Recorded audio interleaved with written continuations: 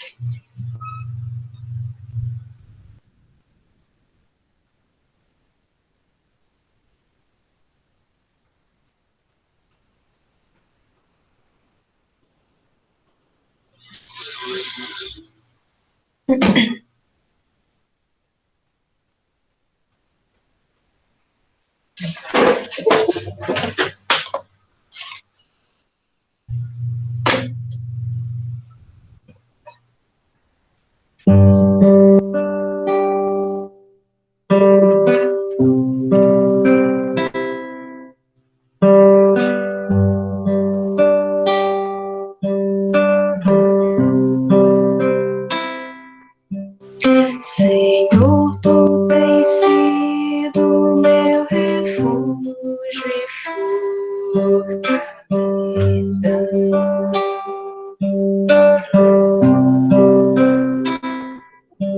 Socorro bem presente na hora da angústia.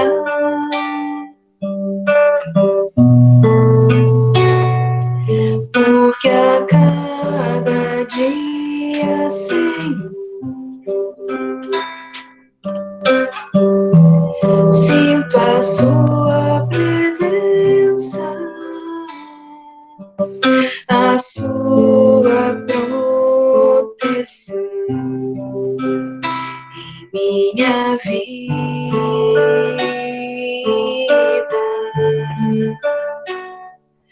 Oh Deus,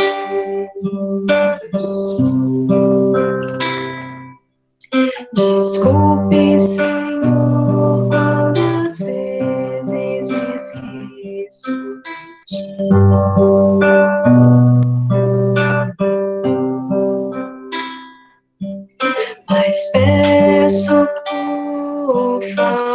Senhor, não te afastes de mim.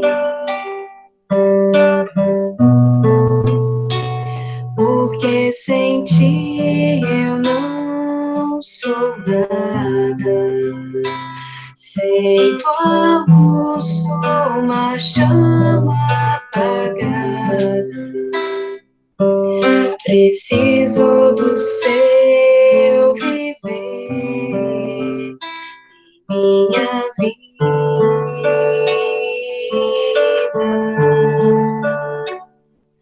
Ó Deus, muito embora, Senhor, eu me afaste de ti, não te esqueças de mim, pois saiba, Senhor, sou teu.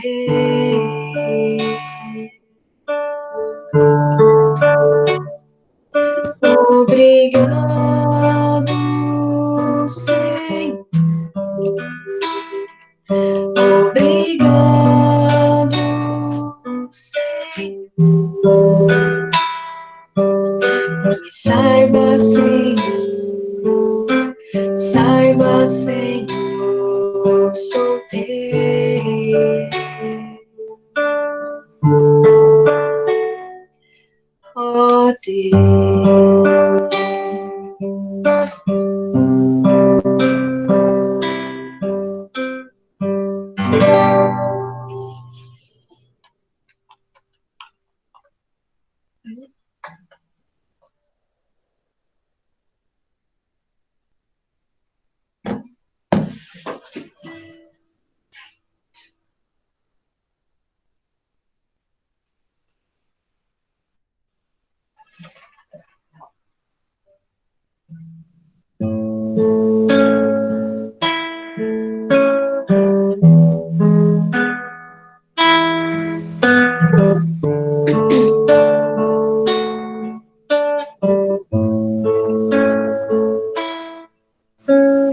Coração valente, luta sem cessar, pois Deus espera mais de ti. Sempre que a tormenta te fizer chorar, sorrisos faz ela partir. Fé e esperança, tudo vai passar. A noite logo vai ter fim. E o sol já vem raiando a te iluminar. O dia vai ser mais feliz. Junte as suas mãos e faz uma oração. Deus vai estar ouvindo o seu coração. Junte as suas mãos e faz uma oração. Deus vai estar ouvindo o seu coração. Alaia, alaia, alaia, alaia,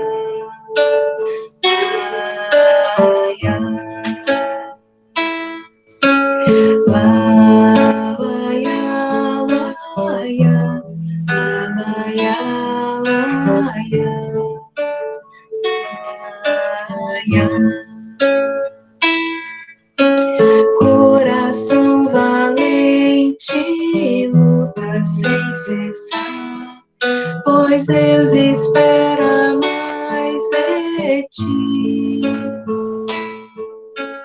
Sempre que a tormenta te fizer chorar, sorrisos fazem ela partir.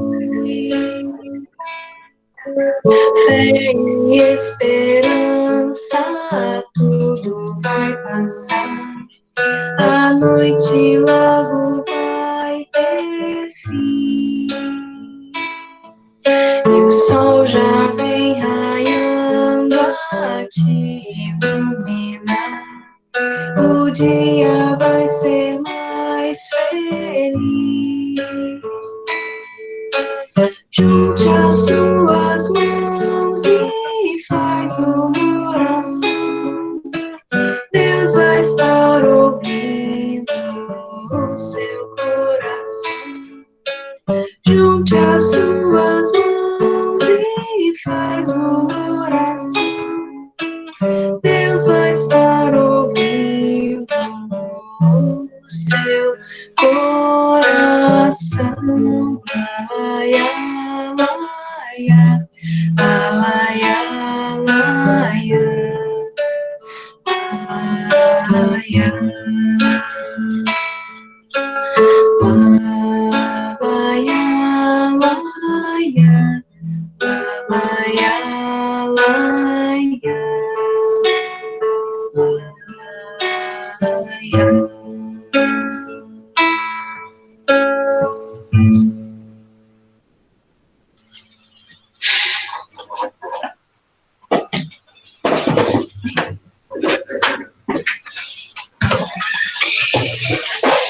Olá, pessoal, boa noite para todos e para todas. Sejam bem-vindos a mais uma reunião aqui da primavera. Nós somos em 30 pessoas, aproximadamente, e como a gente conversou na semana passada, nós vamos pedir para que vocês mantenham os microfones desligados e usem para se expressar quando quiserem, aí destravem o microfone, perdão, e aí sim podem falar à vontade. Caso alguém se esqueça de botar o microfone no silencioso, por aqui eu vou desligando o microfone, né, de uma ou de outra pessoa. Vamos fazer a nossa prece, e a gente então começa a conversar sobre o tema da noite de hoje. O microfone fica desligado, mas a câmera é opcional. Se vocês quiserem deixar a câmera ligada, como a Lígia falou, para a gente se ver, a câmera não gera problema, não. Tá bom? Vamos, então, fazer uma prece para a gente poder começar. Pai do céu, bons amigos que tutelam nossa primavera, ainda que estejamos fisicamente distantes, elevamos o pensamento em comunhão de consciências, na busca por um entendimento mais amplo, uma reflexão que seja capaz de inspirar esperança e ânimo na nossa trajetória nesses tempos de aferição de valores. Que cada lar aqui representado seja visitado, inspirado, intuído, e que possamos todos, no fim da reunião de hoje, nos sentirmos mais fortalecidos do que quando aqui chegamos. Que assim possa ser. Bem, meus amigos, na semana passada, o Humberto trouxe para nós uma questão, e foi a questão em torno da qual desenrolou-se toda a nossa conversa. E ela dizia o seguinte: é possível ser espírita não praticante? E, para essa semana, nós temos uma outra questão que deve ser conduzida exatamente do mesmo modo. Eu vou fazer uma primeira provocação, os microfones depois ficam abertos para quem quiser se expressar, para quem quiser dar a sua opinião, e a gente vai construindo, né, essa costura coletiva, tá bom? E a questão que foi pensada entre nós da primavera para hoje é a seguinte: onde está Deus na pandemia? E é claro que é uma pergunta que pode soar simples demais, visto que nós todos, ou a maioria de nós, temos condição de estar em casa, temos condição de estar protegidas dos avanços do vírus, mas talvez isso não seja o estado de toda a população, e muito menos se a gente for considerar para fazer essa análise o mundo inteiro, né? Assim, se a gente for considerar a população planetária, há um número expressivo de pessoas que ou não podem ficar em casa porque dependem do trabalho, ou não podem ficar em casa porque não tem trabalho, ou, perdão, porque não tem casa, né? Ou não podem ficar em casa por uma série de outros fatores, porque são profissionais que estão enfrentando a epidemia e, portanto, estão se expondo em hospitais. Então, há uma série de outros fatores que são transversais a uma lógica superficial de bom e mal, de certo e de errado,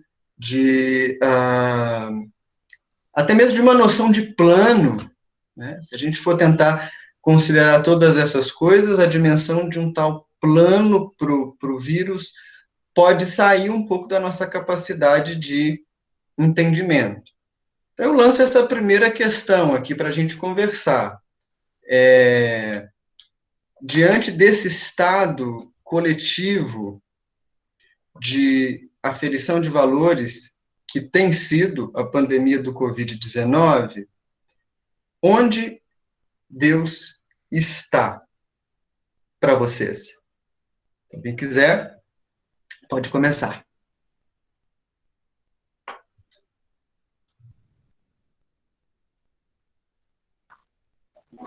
Fala, minha gente, tá livre o canal? Vinícius, Pode falar. Gover. Boa noite a todos, um prazer estar com vocês aqui presente, viu? Olha, Vinícius, eu tenho refletido, a sua pergunta é muito oportuna, e eu tenho feito uma autorreflexão até pelo hospital, pelo convívio que eu tenho com os profissionais de saúde, neles participando também, antes da pandemia e depois da pandemia. Eu acho que Deus está na superação, Vinícius. Pessoas que você não imaginava que colocariam a própria vida a risco, por opção, elas estão nessa linha de frente, independente de crença, porque os valores de Deus, de comunhão do próximo, são apelos muito, muito fortes, muito, não tem nem o que te falar, assim, de uma intensidade tão grande que eu acho que a gente se redescobre como uma unidade universal, como seres universais, e você tem uma noção muito mais plena e muito mais certa que o próximo realmente é o teu irmão e que a tua vida não te vale, mas vale a um plano superior. Então, quando você tem essa consciência, eu acho que Deus está presente no ato de servir.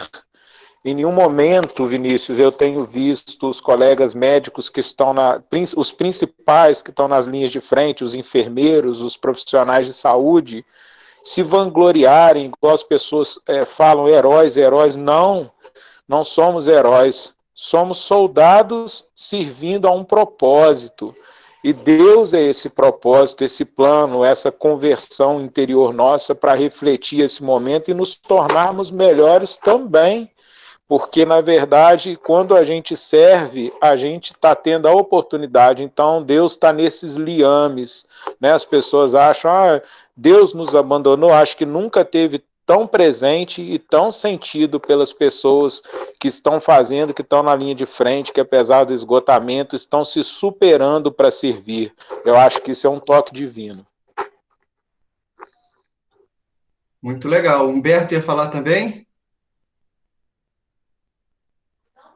Eu ia falar mais ou menos nesse sentido, um pouco também na linha que você começou, Vinícius, de que a minha sensação é de que realmente, enquanto a gente está no meio do problema, no meio do caos, Deus fica mais nas entrelinhas, né? Fica mais oculto, se a gente puder dizer assim. Depois que as situações passam, a gente pode fechar a história e dar uma moral da história, mas no meio do processo é que surgem assim as dúvidas, um possível desespero, uma possível falta de sentido, né? E aí é a parte difícil, que é ver esse Deus das entrelinhas, assim, esse Deus tá meio que escondido nos pequenos gestos, ou então que a gente sabe que só vai se revelar no final da história e talvez não consiga entender muito o processo, né? Bom, é mais ou menos por aí que eu estava pensando. Oi, pode perguntar? Vocês estão ouvindo? Não? Pode. Ah, legal. Bom, primeiro, boa noite a todos aí. A minha pergunta é um pouco diferente, né? Então, pegando carona aí no amigo, se Deus é universal, por que Deus também não está no próprio vírus? Uma ótima questão. Alguém se arrisca a começar a responder o Rodrigo?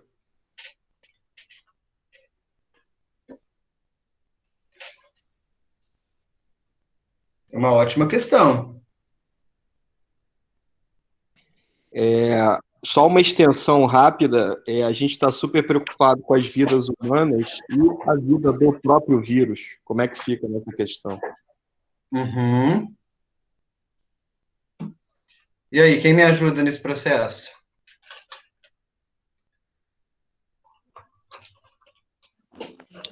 Eu lembraria assim que a doutrina espírita trata muito da questão dos desencarnes coletivos, né? E também das tragédias, das catástrofes naturais. Sempre de um ponto de vista, assim, bem alto, né? De uma perspectiva bem elevada, que faz a gente enxergar dentro de um quadro aquilo que, às vezes, no meio do processo pode parecer realmente desesperador. E quando a gente está nessa perspectiva mais elevada, justamente a gente entende que tudo é de Deus, né? Que não existe fora de Deus, não existe nada que é antinatural no sentido verdadeiro da palavra, né? Uhum. Vinícius? Diga. A pergunta é muito interessante, mas eu tenho uma visão assim um pouco mais científica desse processo do vírus. Eu não acho que o vírus ele faz parte da natureza, como tem milhões de vírus ainda não descobertos. O processo doença faz parte um pouco das atitudes assumidas pela humanidade num desrespeito não ecológico e não sustentável à natureza. Então, é como uma tempestade. A chuva que vai irrigar a terra, ela também destrói casas. É como um maremoto, um vulcão em erupção. Esse desequilíbrio da natureza, ele faz parte do nosso livre-arbítrio. O vírus não é diferente, ele é uma criação humana, uma criação de Deus que está na nossa comunidade humana, estava latente nas florestas, nos morcegos, seja lá o que for, e por conta de uma invasão não sustentável, se você imaginar hoje a população da China e de tantos países do mundo que começam que tem fome, que esses grandes mercados é o mercado da carne, mas é o mercado da fome. Então vão invadindo em processos não sustentáveis e não humanitários. A gente não... Hoje você vai sair da crise, você vai repensar se é viável esse tipo de mercado no mundo, esse trabalho escravo, essa falta de alimento, se o mundo não tem que olhar numa visão mais ampla pelo próximo. Isso tudo traz um pouco da reflexão dessa universalidade, mas não um Deus punitivo que vai lançar o vírus para uma expiação coletiva, não, um processo natural de involução para evolução. de autopercepção para a comunidade planetária perceber que é hora de parar e olhar a natureza de forma diferente, olhar o seu impulso e o seu livre-arbítrio de forma diferente, que se não tiver uma consciência universal, ela se autolimita. A própria natureza responde, mas não uma imposição divina ou da espiritualidade. É assim que eu enxergo.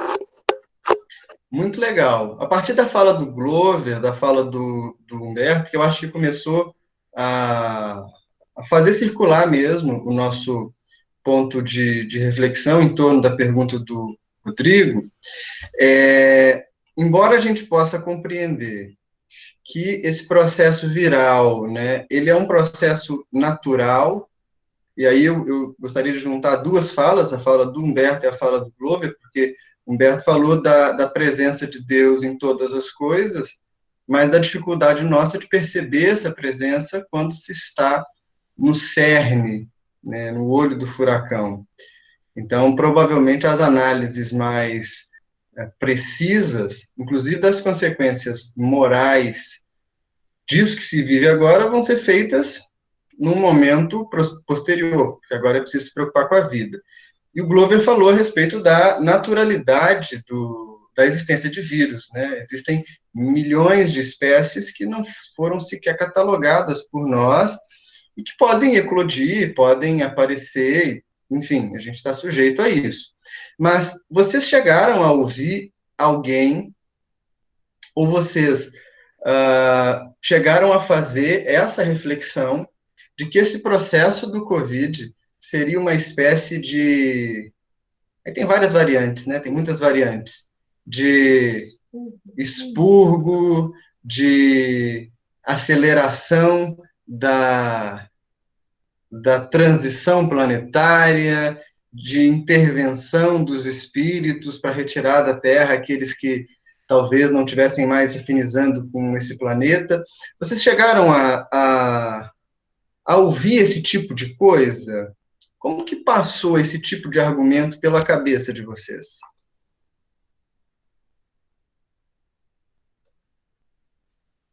Vamos lá, vocês não têm tanta vergonha. Os da casa não têm.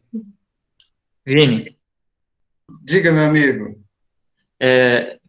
eu penso bastante próximo do que o que vocês falaram aí, e com a sua pergunta me faz pensar que a gente, quando pensa em Deus, personifica muito Deus na figura humana, né? A gente quer que Deus seja o nosso quase que mascote, o anjo da guarda que fica ali para resolver os nossos apuros. E quando na verdade Deus é Deus para todos os seres do universo, né? Deus é a fonte criadora. Então, como foi dito, existem milhões de espécies que nós sequer conhecemos, inclusive vírus. E isso permeia a natureza. Então, o fato de existir uma pandemia hoje não quer dizer que é inédito. Já existiu em outros momentos. E tanto é assim porque todos esses seres provêm de Deus, todos eles fazem parte da natureza criada por Deus. Não é tudo bem, a gente no Espiritismo fala muito da questão de que Deus utiliza de tudo como ferramenta para a evolução dos seres e progressão do espírito. E é óbvio que, mais uma vez, tudo isso tem o seu sentido de evolução e crescimento, mas não que necessariamente isso tenha sido lançado como algo proposital para fazer com que os homens progridam ou sofram, enfim, ou expurguem qualquer coisa. Penso que é um processo da natureza que talvez tenha muito da nossa parte, nós, enquanto seres que modificam a natureza em que vivemos o tempo todo, também como responsáveis, e que simplesmente aconteceu, e como aconteceu, provavelmente, aí sim, a gente pode dizer a espiritualidade, como vê muito à frente da gente, já imaginaria que algo assim pudesse surgir, e se utiliza disso. Na pergunta original do estudo de hoje, onde está Deus na pandemia, né? Na minha experiência do dia a dia, eu acho que Deus está, inclusive, na capacidade de fazer a gente perceber a morte como nunca antes. parece que a gente vivia em tempos onde a morte não existia, onde ela só era algo próximo da gente quando a gente tinha cabelo branco e aceitava que pudesse morrer. E hoje em dia, a pandemia está mostrando para a gente que todos nós estamos a um passo da morte, né? E precisamos reflexionar sobre o que isso é nas nossas vidas e como lidar com isso. Então, isso traz para nós uma reflexão e uma forma de lidar com o mundo totalmente diferente daquilo que a gente tinha antes. Eu acho que é isso. Queria só colocar um ponto aqui. Minha motivação para fazer a pergunta foi um trecho do livro Sapiens, que eu li há pouco tempo, e que realmente me botou para pensar como o ser humano busca tudo de uma forma antropomórfica, né? Como ele coloca o homem, né, como centro de tudo, principalmente a partir do humanismo, né? E como isso é forte, né? E aí eu comecei a pensar, né? A gente sempre reza, a gente fala discursos emocionados, né? Que Deus está na superação, etc. Mas é sempre do homem, né? É uma coisa muito engraçada, né? Quer dizer, eu particularmente nunca vi fazerem isso para animais, por exemplo, né? E a colocação que o Sapiens coloca lá é o seguinte: a gente não tem nenhum motivo científico para a gente achar que é superior ou não, né, a todas as outras espécies que tem aqui no planeta, né? E aí buscou bastante essa minha reflexão, né? Então, por que Deus não estaria no vírus, né? E aí, fazendo um link com o que o Vinícius está falando, eu acho que antes de transição planetária, antes de influência extraterrestre, antes de qualquer tipo de coisa, a gente não entende nem o animal, a gente não respeita, a gente não pensa nele, a gente não pensa no ecossistema, né? Então, eu acho que antes também de qualquer consideração que isso faz parte de um plano ou punição, o que despertou em mim, que eu quis compartilhar, foi a reflexão de sair do paradigma antropomórfico. Por que a gente não consegue, tem tanta dificuldade de estender nossos valores e crenças para todas as espécies? É isso. Muito legal.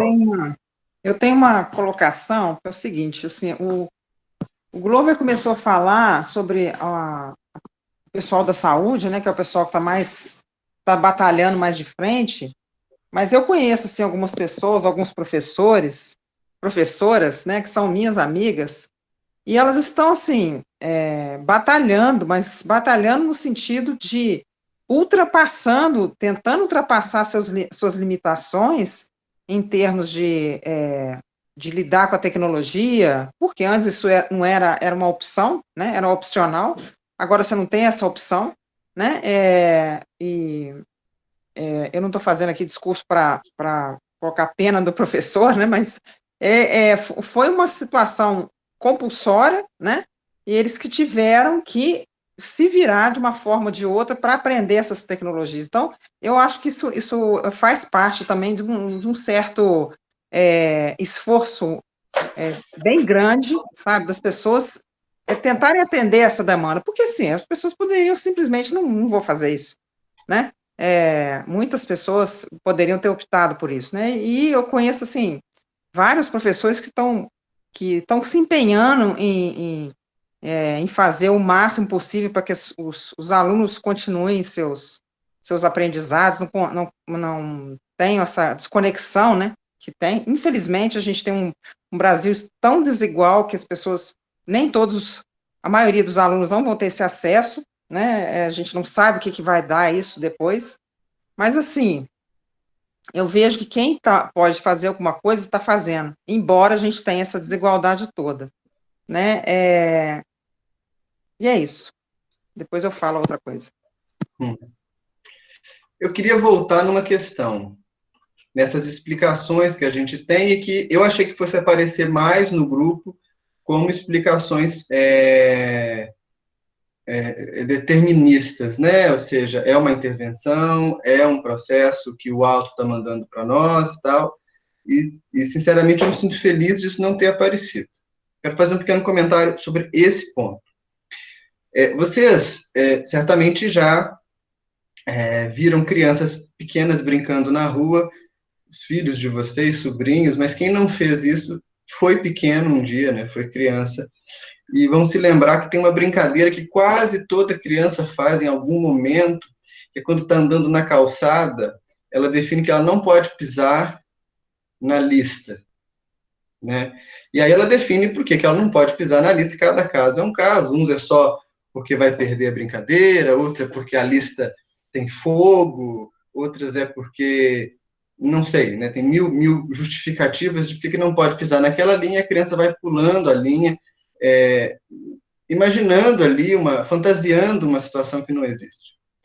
À medida que a gente cresce, é claro que, embora a gente possa até andar na rua evitando pisar nas linhas por um tipo de comportamento obsessivo, a gente não justifica esse comportamento por esse ou por aquele motivo mágico. Isso acontece, tem um quadro patológico instalado, né? Você precisa de ajuda. Mas a gente acaba transferindo esse tipo de pensamento mágico, que é muito natural, muito comum na criança, para o campo religioso. Na verdade, hoje a gente transfere esse tipo de pensamento, inclusive, para o campo político, a gente transmite isso para os ídolos do rock, né? E a gente está vendo aí o período das lives e tal. Esse pensamento mágico, ele tem uma vantagem, que é aliviar a pressão da angústia. Então, vejam só, quando alguém diz assim, tal coisa está acontecendo porque Deus mandou, vocês percebem que é um princípio de ordenamento na desordem? É um princípio de organização num aparente caos? E por que eu digo aparente? Porque se a gente for contar, desde que o mundo é mundo, nós tivemos inúmeras situações de pandemia. Nós tivemos uma pandemia de peste bubônica sob o governo de Justiniano, em Constantinopla. O próprio imperador quase morreu. Nós tivemos a peste bubônica no século XIV na Europa, que dizimou 1/3 ou 2/3, não estou certo agora, da população europeia da época. Tivemos a gripe espanhola, vários surtos de cólera. Ou seja, o mundo é recheado de pandemias. Daí não era para a gente pensar numa desordem tão grande. É uma desordem para a nossa vida, porque a nossa vida já estava toda formatada. Mas para a vida com V maiúsculo, ou seja, esse organismo planetário, o planeta, como diz o Ivan no livro Diálogos Espíritas, é como se fosse não sei se ele usa exatamente essa alegoria, mas a minha leitura dá esse entendimento, é como se o planeta fosse um cachorro molhado que vai se sacudir quando as coisas pararem de fazer sentido, né? Pararem de dar certo.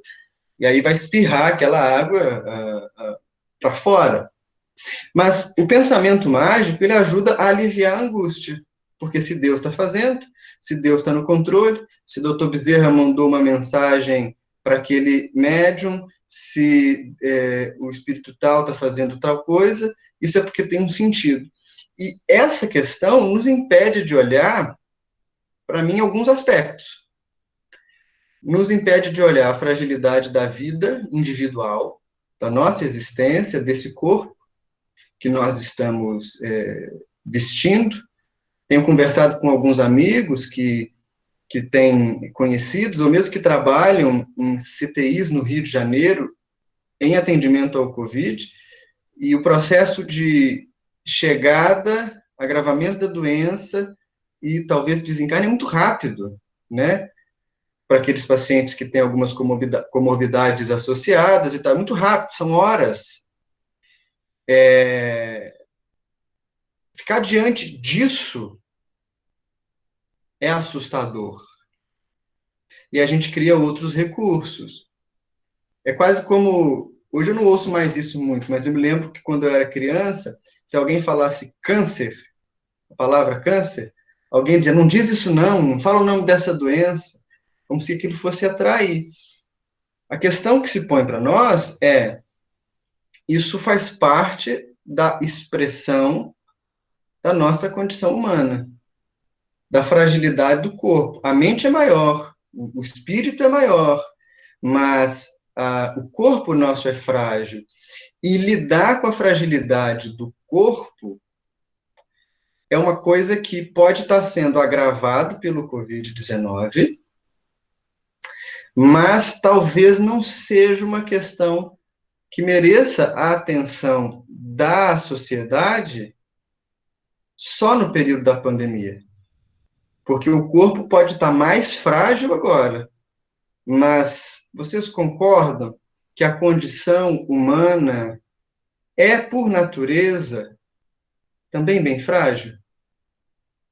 Aí começa a aparecer, talvez, um pequeno desequilíbrio, ou um aparente desequilíbrio, qual seja, nós estamos lutando uma guerra pela vida, porque é por isso que se luta, embora existam tantos agentes de morte, que lutam pela morte das pessoas, nós estamos lutando uma guerra pela vida, mas a vida não está em jogo somente durante o Covid-19. O Anderson falou da proximidade com a morte. Isso é um fator muito relevante.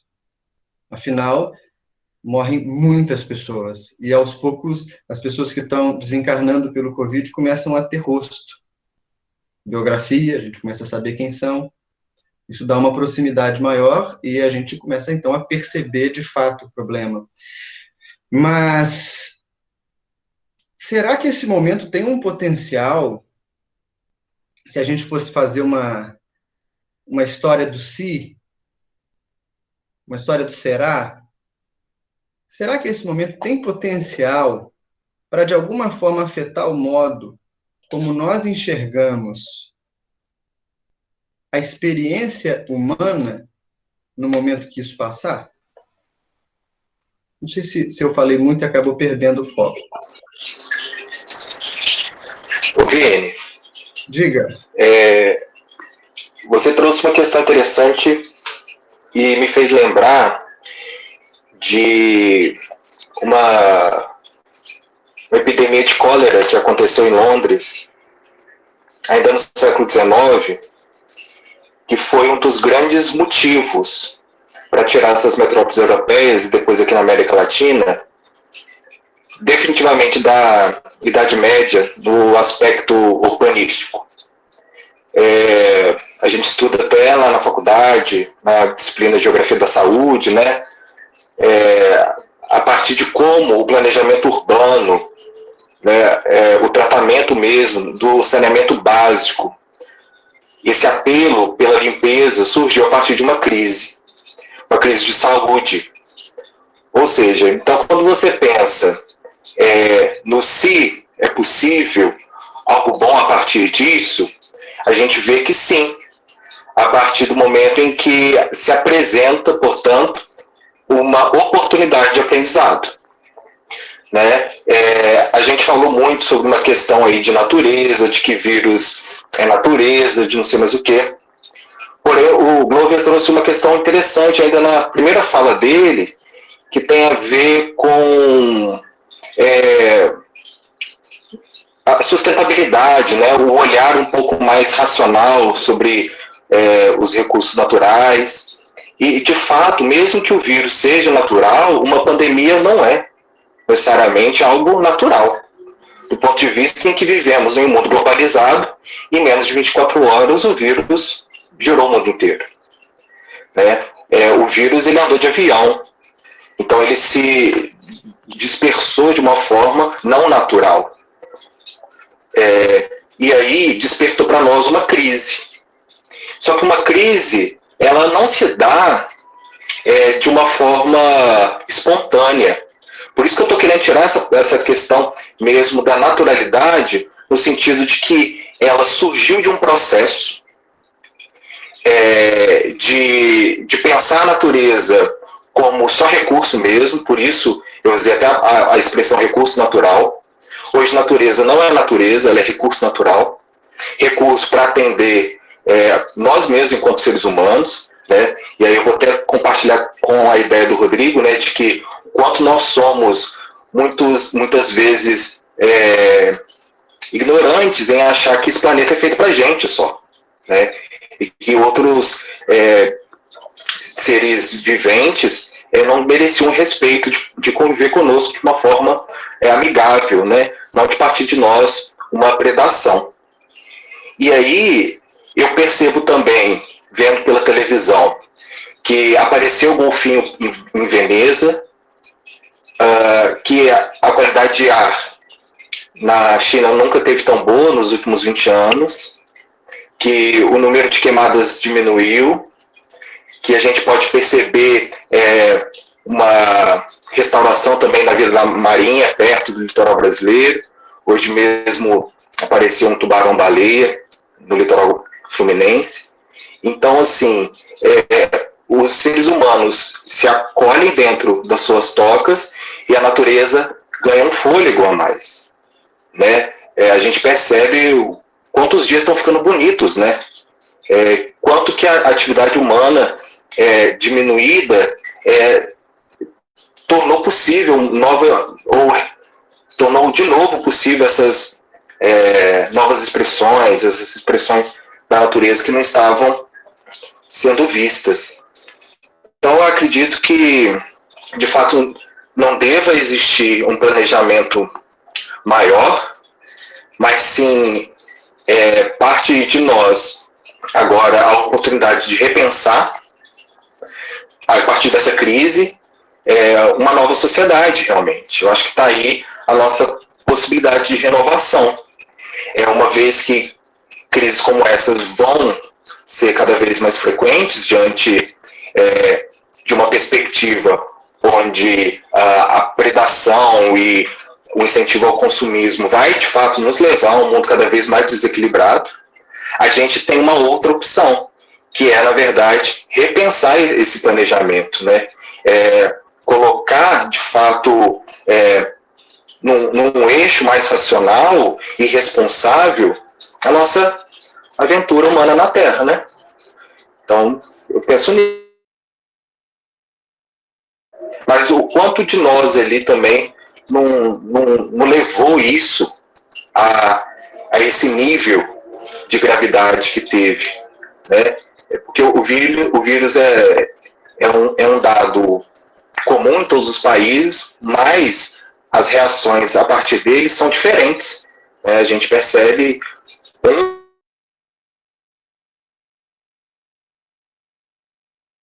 nesse sentido que eu queria ressaltar essa ideia também de responsabilidade e, a partir dela, uma lição, que eu acho que aí Deus está isso, Deus está aí mesmo, Deus está na renovação, né? Nessa esperança. Penso dessa forma. Boa noite. E meu amigo, seja bem-vindo. Voltando à questão original, onde está Deus, a resposta eu acho que, para nós, pelo menos, é relativamente óbvia, né? Deus está onde sempre esteve e vai continuar lá. O que a pandemia tem possibilitado a muitas pessoas ver que Deus não está onde elas tinham colocado ele.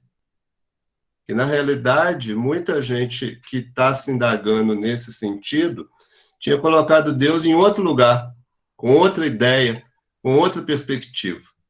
Então, se há algo que pode ser positivo para algumas pessoas, pelo menos, é entender que é preciso enxergar onde que Deus está realmente, e não aonde que as pessoas, as religiões, principalmente, colocaram Deus, né, no sentido da ideia que deram, que ensinaram, que criaram a respeito de Deus. Eu acho que boa parte das dúvidas e dos temores e dos medos que muitas pessoas têm a esse respeito vem justamente de não ter, de estar procurando Deus no lugar errado. A gente está tendo a oportunidade de procurar em outro lugar, pelo menos, né, algumas pessoas.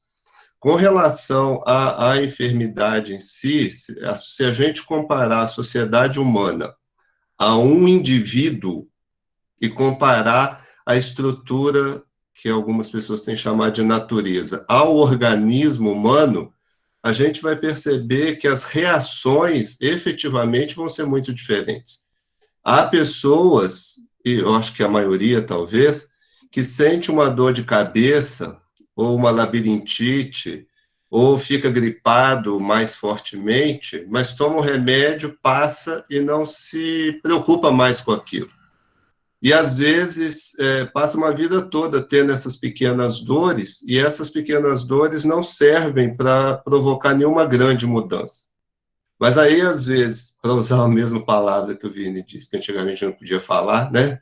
Mas, às vezes, chega um câncer, e aí, mesmo no câncer, a gente vai ver pessoas que mudam efetivamente a vida e outras que só querem saber de sobreviver, fazer com que o corpo sobreviva.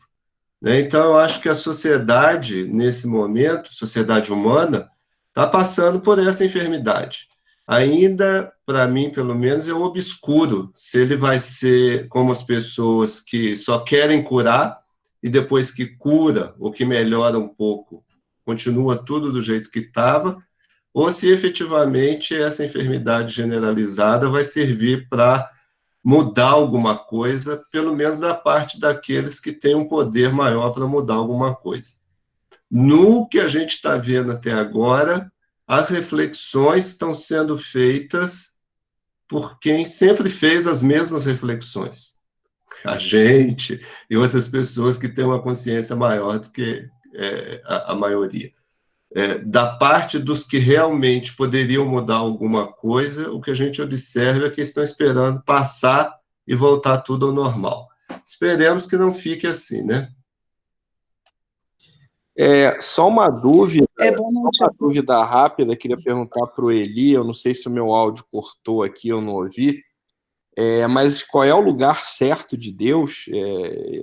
Ele falou que a gente está procurando o lugar errado, e eu entendi que ele sabe qual é o lugar certo. Se ele puder falar, eu não peguei. Vou dar a resposta da musiquinha espírita. Deus está aqui. Deus está aqui. Está dentro de cada um de nós. Está na forma como nós os vemos, como uma expressão da inteligência suprema, da sabedoria superior a todas as coisas, da causa primária de todas as coisas. As pessoas que ainda não enxergaram nesse sentido, que são a maioria, imensa maioria, ainda estão enxergando o Deus das religiões, algumas estão enxergando o Deus do Antigo Testamento, e por isso essa ideia da punição, da vingança, da purificação, quem está enxergando Deus dessa forma ainda está enxergando num lugar onde ele efetivamente não está, pelo menos do nosso ponto de vista, né? Daqui a algum tempo a gente também vai dizer, não era bem aqui também, era em outro lugar. Mas hoje a gente está vendo um Deus que é compreensível diante de todas essas situações.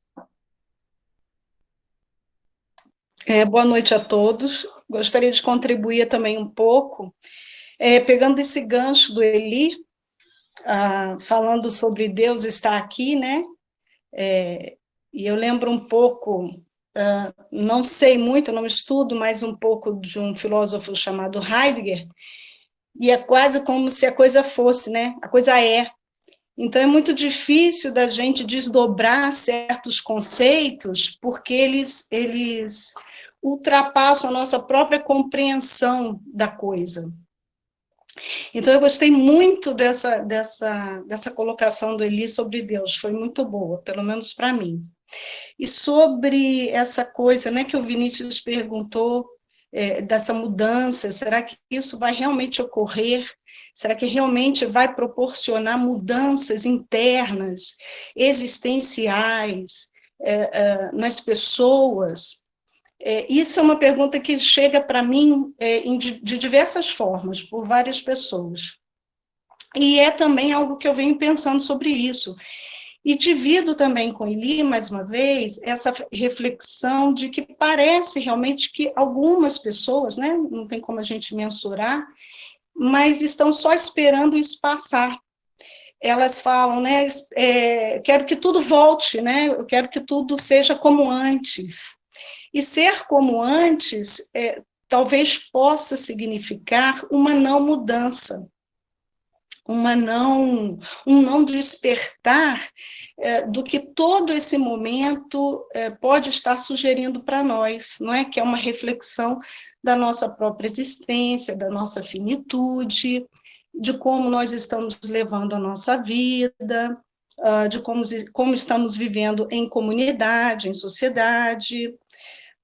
Então, assim, eu também não sei, na verdade, eu tenho até um certo medo, porque receio, né? Porque assim, as coisas de uma forma geral elas não mudam tão repentinamente. E as experiências, elas são vividas de formas diferentes, não é?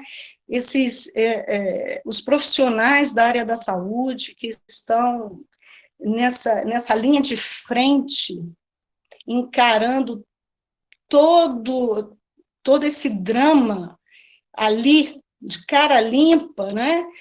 Eles vão ter uma experiência que nós que estamos dentro de casa, nos resguardando, buscando nos mantermos seguros e também assegurar outras pessoas, usando máscaras, usando álcool em gel e etc., não saindo muito, nós teremos outra experiência dessa situação.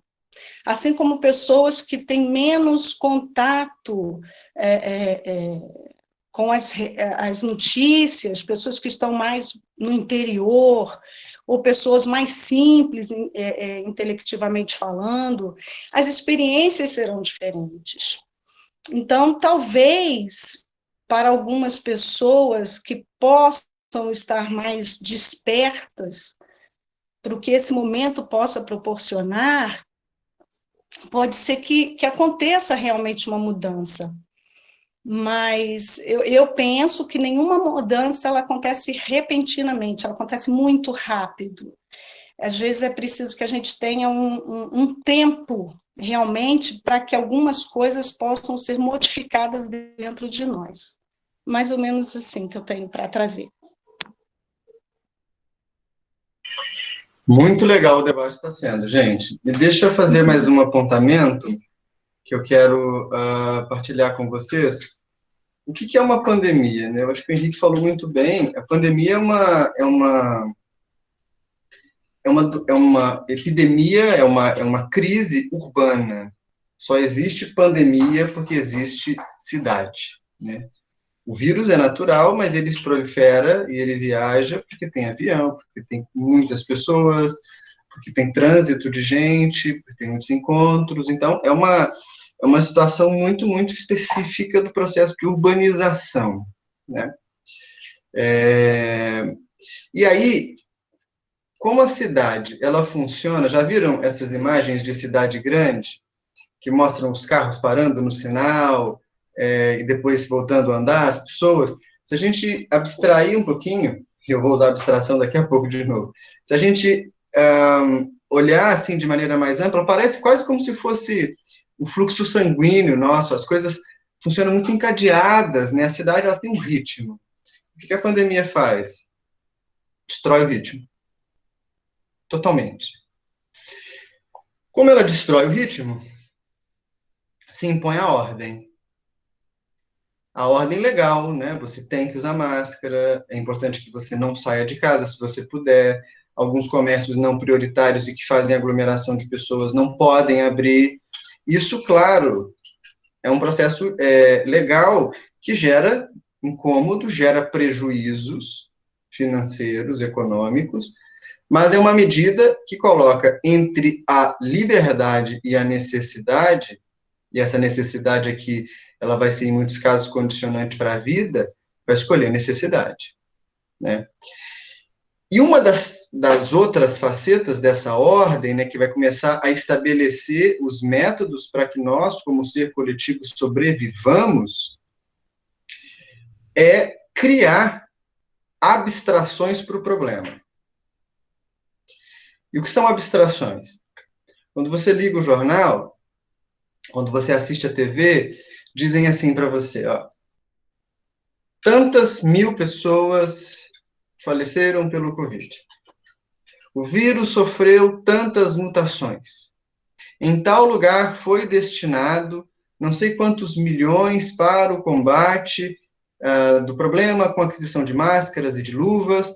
Tudo isso é real. Mas vocês concordam que esse discurso, embora seja um discurso de informação, e vejam, eu não estou defendendo teoria de conspiração, não, tá? Isso não é uma coisa porque um canal de TV faz, ou porque o governo faz, isso é porque a gente age assim, né? A gente tende a usar um linguajar mais técnico, como se esse linguajar mais técnico fosse por gravidade ou por consequência capaz de solucionar o problema humano. E a gente vai descobrir que não é. Por quê? Porque por trás dessa abstração que a gente faz para impor ordem numa crise, para impor norma no descontrole, a gente fica com umas pontas soltas que não são visíveis e que são um pouco absurdas. Por exemplo, nós temos hoje algumas estatísticas. Olha, vou usar uma abstração para falar da abstração. Mais ou menos 40 milhões de pessoas no Brasil estão em situação de vulnerabilidade. O que a gente está tratando aqui por vulnerabilidade? População em situação de rua, que moram na rua, pessoas que moram em comunidades ou em favelas, pessoas que vivem asiladas em instituições com uma baixa infraestrutura, Brasil afora. Essas pessoas, elas estão numa completa vulnerabilidade, né? Quando a gente está discutindo números de mortos, a gente também está discutindo uma outra questão que é mais dramática. Bem, na falta de respiradores para todos, em alguns lugares do mundo, foi preciso escolher qual paciente seria entubado e, portanto, qual teria chance de sobreviver, porque o outro fatalmente morreria. Então, perceba, é preciso que, em alguma medida, nós percebamos que há uma concepção transcendente de Deus. Há uma visão de Deus que está para além desse mundo. E ela é objeto de estudo nosso.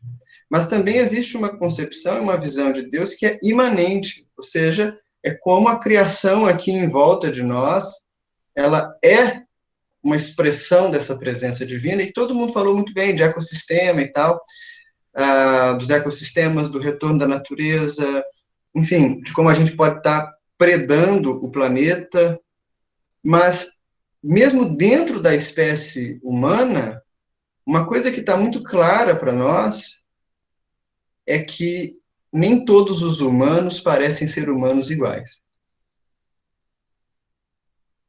Nem todos os humanos parecem ter o mesmo direito, a mesma dignidade humana diante desse problema. Há uma semana ou duas, eu li uma matéria de um morro no Rio de Janeiro, onde as pessoas foram proibidas de sair de casa pelas milícias, mas faltou água. Então, imagina o que é isso. 8 pessoas vivendo num cômodo, sem água e sem você poder sair de casa. A crise, ela está mostrando para nós superação, ela está mostrando para nós ressignificação do contato com a natureza, ela está mostrando para nós o lugar onde a gente tem colocado Deus, mas é imprescindível que a crise mostre para nós que não existem seres humanos que merecem ser menos humanos. E aí está um ponto, sabe? Está um ponto que talvez seja o que vai dizer mais respeito a nós, que somos praticantes espirituais, que temos um compromisso com caridade, com compaixão, não só, obviamente, dentro da instituição espírita, mas também dentro da instituição espírita, porque em qual medida nós não contribuímos para que essa distorção seja mantida, né? Em qual medida nós não temos ainda uma clareza do que significa instruir, educar, libertar um indivíduo, ou dar condições de liberdade para um indivíduo que sofre essas privações todas a partir dos caminhos da dignidade humana, da educação, da profissionalização. Tudo isso também é consequência, e pode ser consequência, dessa crise do Covid, porque, não sei vocês, mas eu tenho ficado muito assustado diante desse fato. Ou seja, embora a gente sempre tenha tido uma sociedade dividida, uma sociedade polarizada, uma sociedade em que, muitas vezes, benefícios sociais e programas sociais não tinham uma capacidade de retirar o indivíduo da situação de dependência, embora fossem necessários, mas quando a gente vai para um momento em que todo mundo tem que ficar preso na sua casa, é totalmente diferente ficar preso numa casa que tem 3.000 metros quadrados e num apartamento que tem 30. Ou num cômodo em que moram 8. É totalmente diferente ficar preso em casa, podendo ler livros, assistir alguma coisa na internet, ouvir uma boa música, ou ficar preso em casa sem saber se alguém vai bater para entregar uma cesta básica, porque você vende água na praça da estação e você não pode vender, porque se você for lá, você vai ter sua água apreendida. É totalmente diferente você estar numa determinada idade em que essa pandemia ela é particularmente perigosa para você, e você ter figuras públicas e alguns órgãos de comunicação dizendo que não tem problema, a gente tem que sair de casa porque o Covid só mata idosos, e você é idoso. Então, isso tudo diz respeito a nós como indivíduos, e ao modo como a gente tece os nossos sentidos existenciais nos meios pelos quais nós transitamos. E aqui eu não estou sugerindo que se faça nenhuma revolução, nada disso. Mas, assim, existem ajustes que vão para além de uma qualidade material concreta e que são indispensáveis. A cultura é um caminho de libertação. A leitura é um caminho de libertação. O pequeno compromisso que a gente tem, talvez, de consumir produtos em mercados do bairro, em manter pequenas redes de relação que a gente tinha, isso é um testemunho de reconhecimento de um sentido existencial maior. E que talvez agora não apareça Deus. Né, assim, talvez agora Deus não seja visível para todos, ou perceptível para todos, mas o fato de que nós nos preocupemos com os outros diz também da visão de Deus que temos.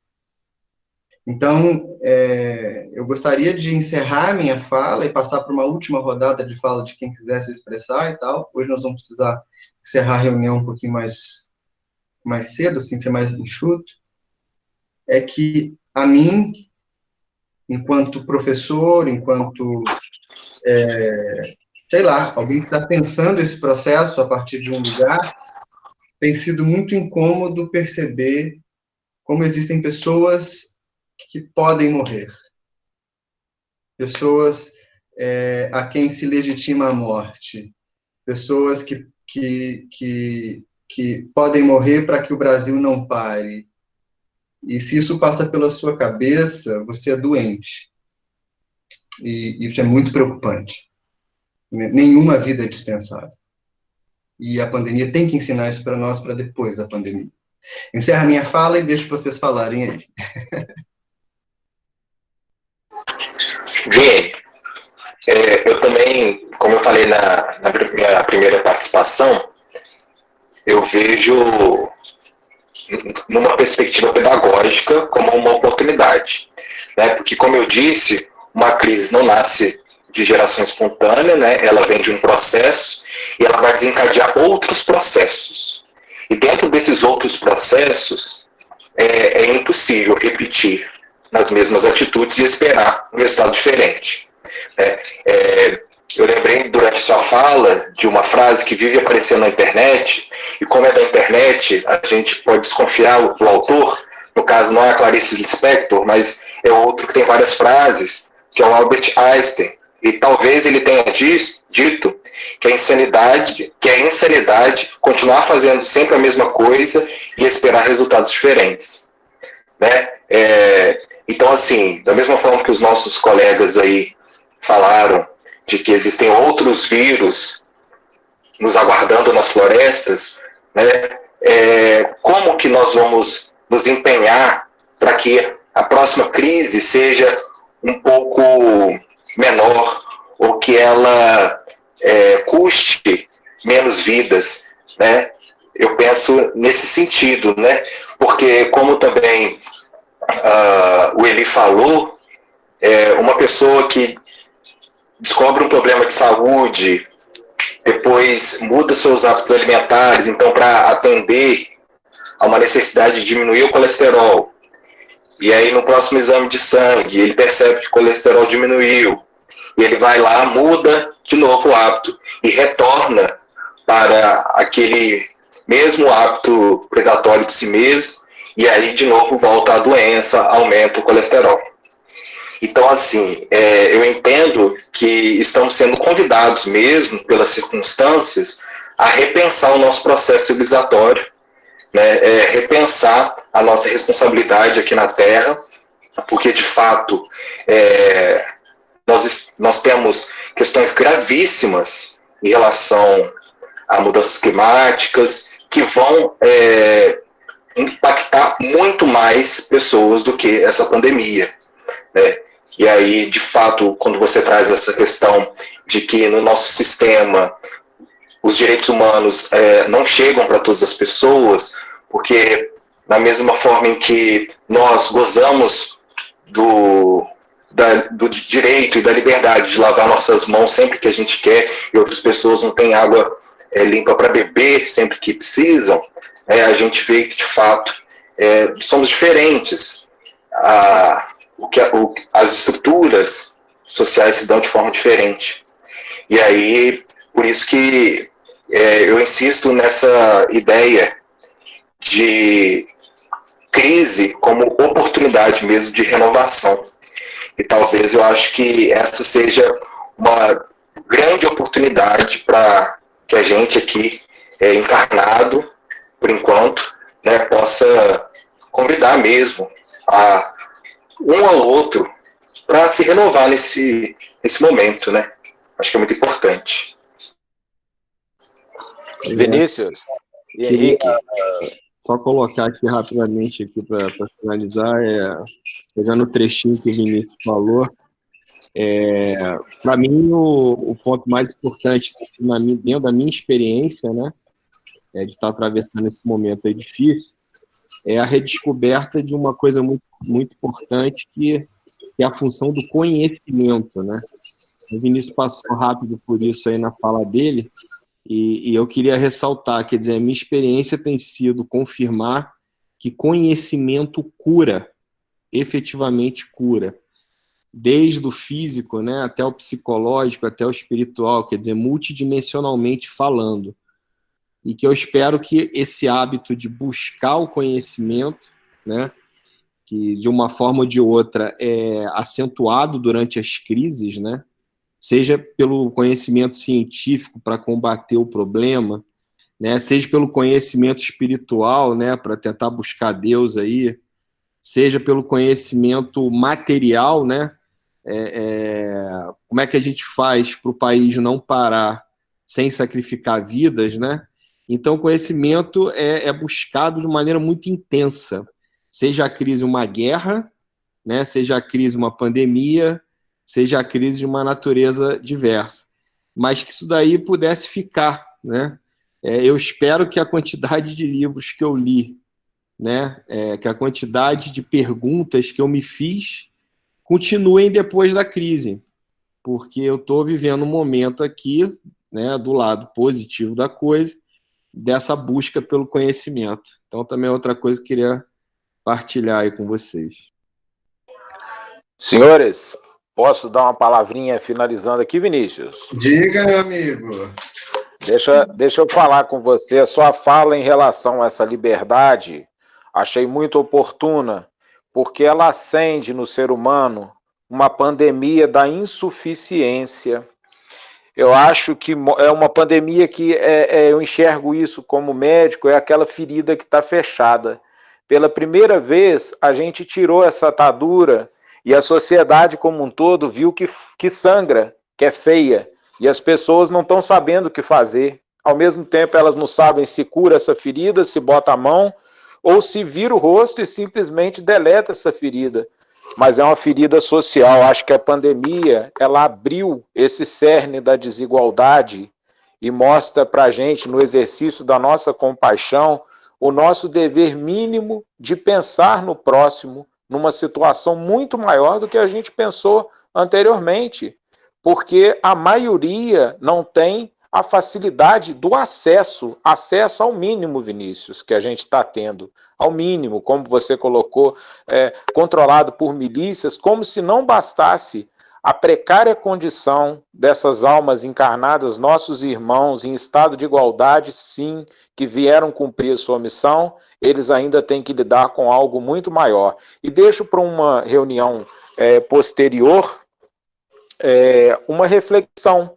Como que esse padrão vibratório e reflexivo da pandemia influencia nos trabalhos espirituais do outro lado?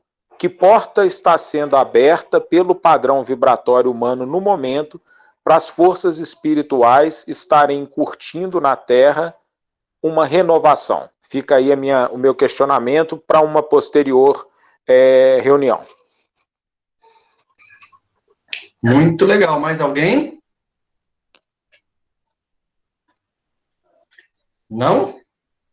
Vinícius, só lembrando agora que quem quiser, depois da reunião, participar de uma live com o André Trigueiro, viralizando a nova mudança, eu acho que é muito legal, fica aí a sugestão para todos. Ótimo, muito bacana. Está no Instagram, já está começando daqui a pouquinho, tá? Tá. Então vamos encaminhar para o final, a gente vai passar para a nossa prece final, que vai ser a música, como a gente faz sempre na primavera. Pessoal, é muito importante a gente só ter condição de perceber que o espaço que a gente tem construído aqui na primavera, não só aqui como na casa espírita mesmo, é um espaço de garantia de fala e de opiniões.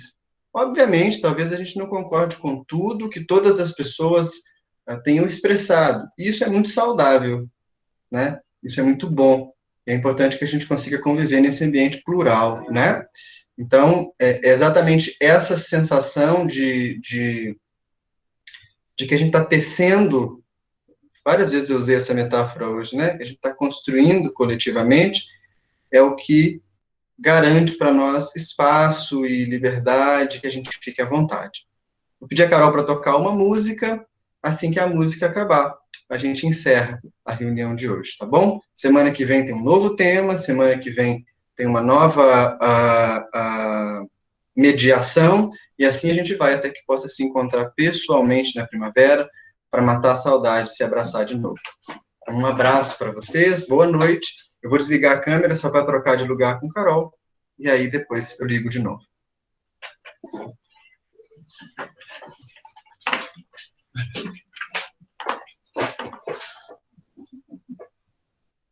Já escolheu a música? Já, vou tocar a música, eu sei.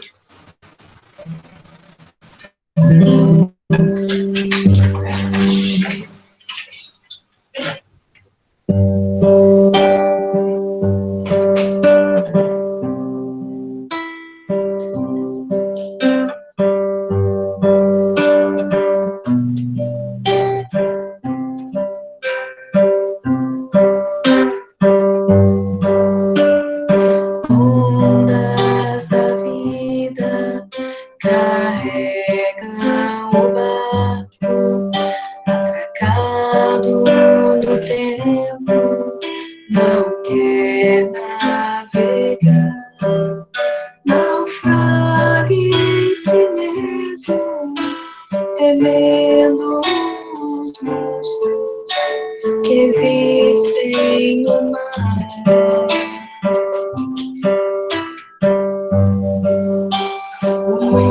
monstro da morte consegue sozinho fazer com que barcos prefiram parar.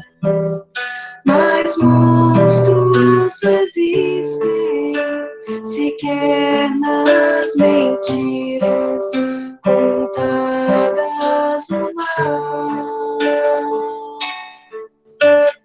Vai, enfrenta as tormentas além mar.